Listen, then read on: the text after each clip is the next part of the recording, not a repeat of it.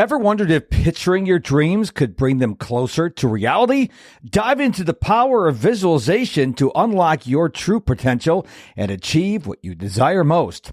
Hi, I'm Mark, and this is the Mr. Productivity Podcast, the show that is dedicated to empowering you to conquer your distractions, prioritize effectively, and gain daily clarity. Now, before we get started, I have a very important question to ask you, and I'm really hoping that your answer is an emphatic yes. Would you like some free training by me, Mr. Productivity? I hear you. I hear you say yes.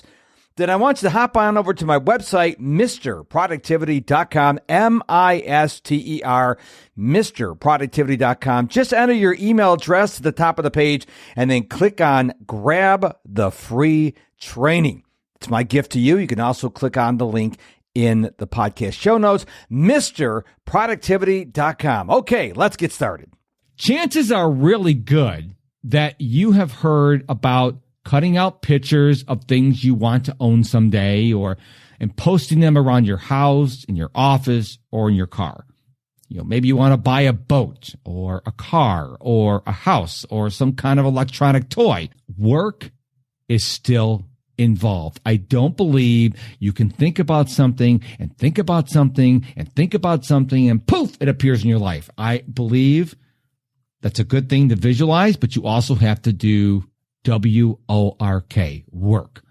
So let's talk about visualization. Before we get into how it affects your productivity and how you can use it as a tool to help you be more productive, let's talk about what visualization is. You need to choose something that you really want.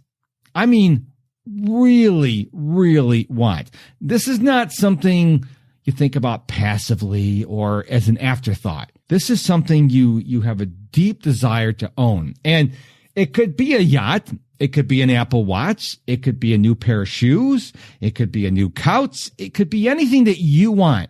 That's key. It's got to be something you want. Not your spouse, not your kids, not your parents, not your employer, but you. You need to picture this thing. It could be a job.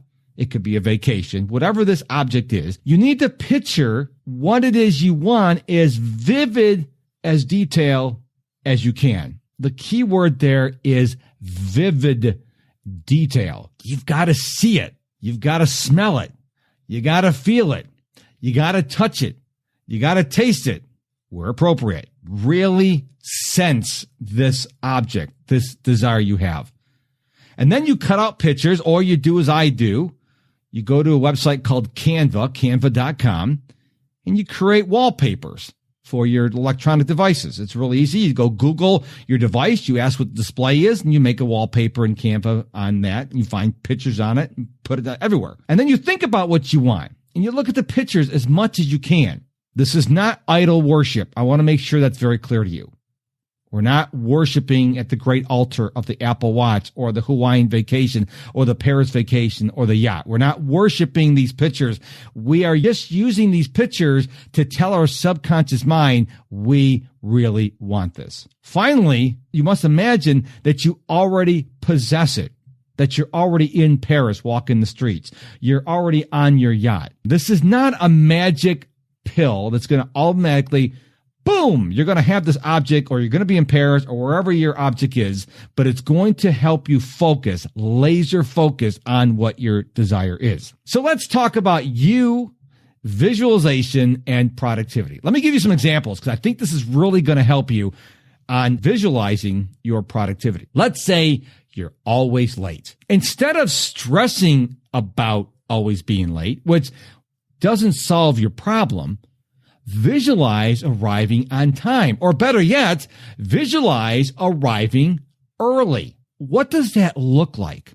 How does it make you feel? I want you to see yourself arriving early. Let's say you're going to a networking event or you're going to some kind of association meeting, and the meeting starts at 5:30 for networking, and the food gets delivered at 6. The speaker comes on at 6:30, and you normally arrive at like 6:05 after the food's already served. Well, see yourself walking in and being one of the first people in the room, which has some advantages for itself because now you're there when everybody else is arriving and you can greet them as they come in. Imagine yourself not feeling rushed. See yourself walking into the appointment calm, cool, and collected instead of sweating out of breath with a rapid pulse. I mean, think about it. See yourself walking in, realizing you have plenty of time to spare. Pretty cool, is it not? How about another example? What if you're always rushing at the last possible moment to meet a deadline or to submit a proposal? Imagine finishing your project not early on the day it's due, but 2, 3, or 4 days ahead of time. Think about that. If you have never, ever finished something before the deadline, whether in school, whether in college, whether in the real world, whatever, think about what it'd be like to be done and have 3, 4 days with nothing to do on the project. Think about how much lower your stress level will be. I mean, that alone, to realize the project was due at 5 o'clock on Friday and it's Monday at 4 o'clock and you're done. I mean, that's pretty cool. Think about also how much the quality of your work will improve when you are working at a regular pace instead of your usual hectic pace. I mean, I have clients tell me they are the most productive they've ever been on the last day, the last few hours before a project's due.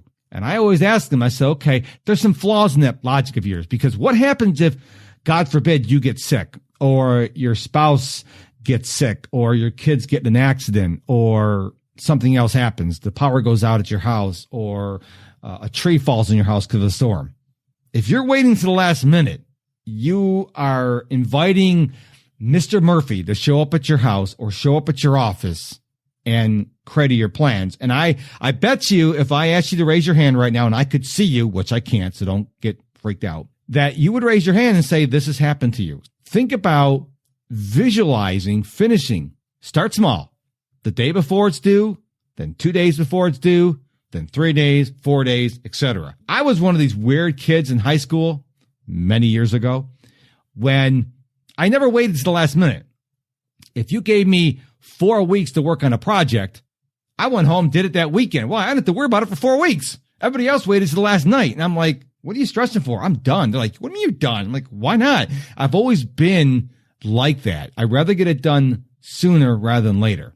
Let's talk about something else. What if you wanted to start your own podcast, or you wanted to create your own YouTube channel, or you wanted to start public speaking, but you've been putting these things off for far too long? First of all, don't think about all that's involved, all the moving parts, everything you need to do.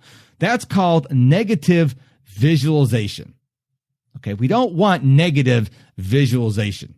What you need to think about is already having a successful podcast, already having a successful YouTube channel, already giving a powerful presentation. See yourself doing these things successfully. You have raving fans. That's called positive visualization. You have to see yourself doing what you desire. The key is always the same. Vividly, if I could bold, underline, and circle that word on this podcast in audio form, I would. Vividly visualize already having or doing what you really want to do. I don't care if that's a material thing like an iPhone or an Apple Watch, or if it's a vacation trip, or if it's landing a big client, if it's traveling to the moon, if it's traveling to the next solar system. I don't care what it is. You have to vividly visualize seeing that already coming to fruition. There's no magic hocus pocus here. But what you're trying to do is tell your subconscious mind, this is what I want. Now I'm going to go get it. Have you ever practiced the art of visualization? And I'm not talking about for a day or two or maybe a week. I mean, do you practice the art of visualization every day? I would encourage you to make this part of your morning routine. Whether you're visualizing in a journal as I do, or you're going out in your back porch with a cup of coffee and visualizing that way. But you need to practice visualization every day. And here's my challenge for you. If you're not doing this already, I encourage you to start doing it today. No more procrastinating. Figure out something that you really want. Begin to visualize it. Again, going to reiterate what I said in the podcast. It's not magically going to show up, but you got to see it before you can experience. Walt Disney saw Walt Disney World in his mind through visualization before it came into reality. Remember that. So thank you so much for your time and attention for listening to this episode of the Mr. Productivity Podcast. I truly hope that served you. If you haven't done so already, please follow this podcast on whatever podcast player you are listening to it on. That will tell that podcast player's algorithm to serve this episode and my show up to other people so I can help them as I have helped you. Don't forget, head on over to my website, MrProductivity.com, MISTER, MrProductivity.com. Get some free training. And until we meet again, my friend, which will be really soon, don't forget to stay productive and positive.